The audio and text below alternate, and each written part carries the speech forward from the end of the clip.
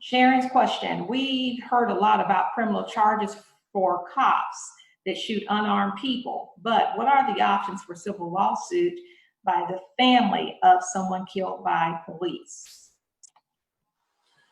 Well, most of these cases are brought under Section 1983, where you say someone's civil rights were violated or their constitutional rights were violated.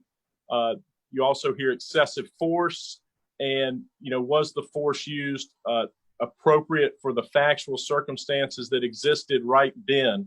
So these cases can be very factually intensive, and you look at the difference between, say, George Floyd up in Minnesota and Rayshard Brooks over in Atlanta.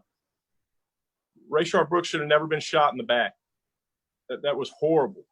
But the police, I guarantee you, the police in that case are going to use the defense that he was intoxicated, that he was used a taser against the police, and that he ran free of the handcuffs, as opposed to, say, George Floyd, who truly someone sat on his neck or put their knee on his neck for almost 9 minutes and killed him.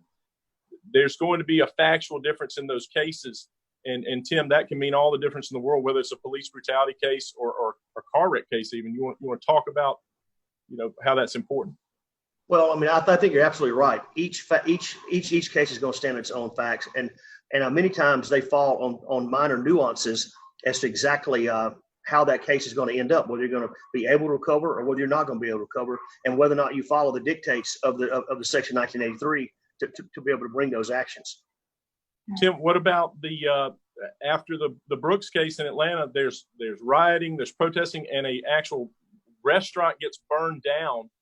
I don't think that some of those acts that happen, the looting and the burning down of buildings, I don't think that those are going to be covered, because there's probably an exception for rioting and things like that. You want to talk about that?